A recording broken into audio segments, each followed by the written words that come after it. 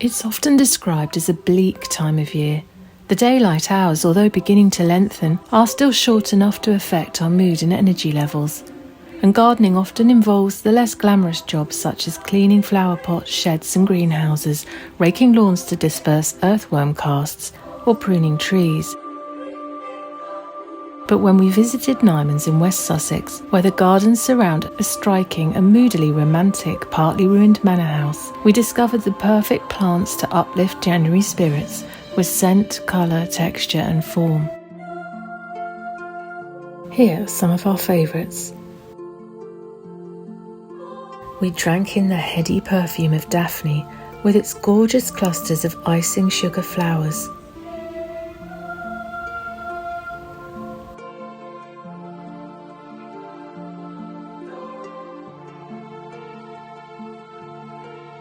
The low winter sun rays set witch hazel blossom glowing.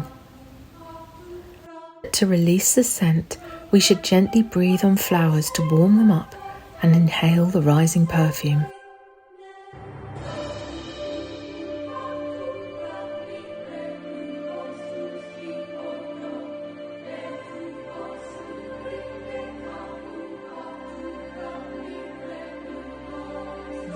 The charming carpet of cyclamen create a tapestry of silver green hearts and Elizabethan ruffles.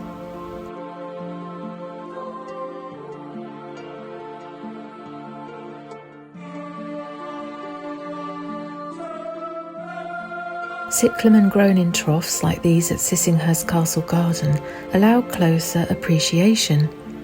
We love how ours have seeded in the paving at home.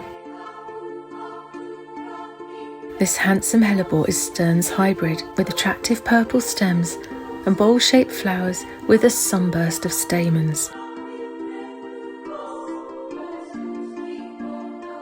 Sweetbox makes a softly woven evergreen hedge with lush-looking foliage even in the depths of winter in a shady site. And to appreciate the vanilla fragrance of its white tassel flowers, we've planted Sweetbox at home in a pot by the back door. It is one of those understated beauties that you really come to admire and appreciate in the quiet garden months.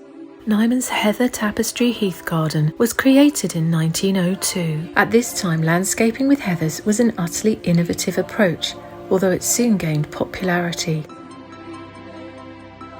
The pioneering plant collection at Nymans dates from 1890 and began with the passion and vision of the first Messel family member to move to the house, Ludwig, assisted by his head gardener, James Comer, whose son Harold made overseas plant expeditions to begin the exceptional original collection.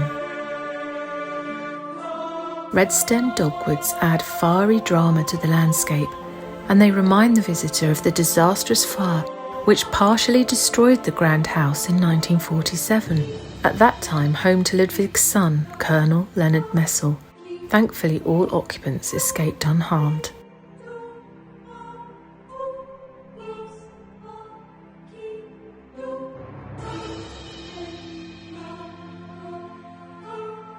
The Gothic ruins have a very Bronte-esque appeal, which contrasts with the uplifting charms and sense of exciting discoveries in the garden. In the South African meadow, grasses catch the light and the breeze, adding movement and texture.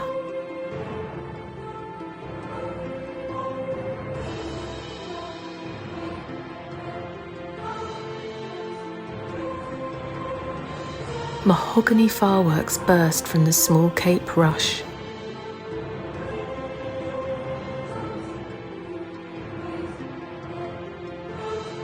Hydrangea flower heads whisper summer's faded story,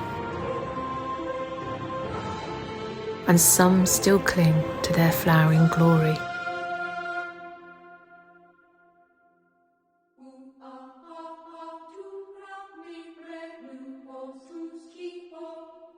The winter colour, scent and interest at Nymans can feel like an oasis in the wider landscape of mist and bare branches.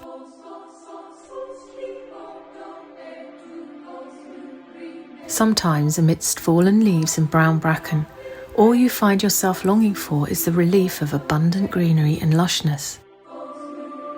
Nymans has plenty of evergreen topiary to feast your eyes on and inspire the imagination.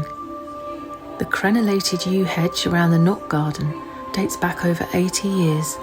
It is robust and impressive, as if, even though part of the once great house is only a shell, the living walls and fortifications are still growing strong with the spirit of the place.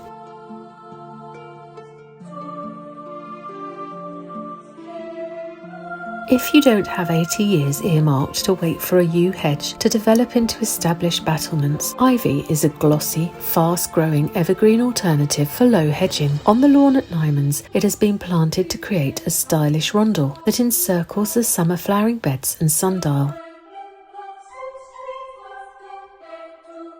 It offers nectar and pollen for insects, fruits for birds, and overwintering wildlife shelter. There is surely some wry humour in its constrained and decorative use here, as ivy is often associated with rampant colonisation throughout ruined buildings. Bright plumes of evergreen ferns highlight another perfect plant for four-season foliage. Softly sculptural and shade-tolerant, the poet Samuel Taylor Coleridge observed in one of his notebooks, "An eminently beautiful object is fern, on a hillside, scattered thick but growing single, and all shaking themselves in the wind." They have quite a gothic vibe around the ruined house at Nymans, but if you don't want a wild and natural look, once ferns are planted in pots and containers, they suddenly become a more manicured, yet still undeniably charming feature. We felt inspired by the Nymans winter magic, and with so many dark, cold days in January, the sunlight and the promise of more joys to come in spring made us look forward to returning here later in the year. We hope you will join us.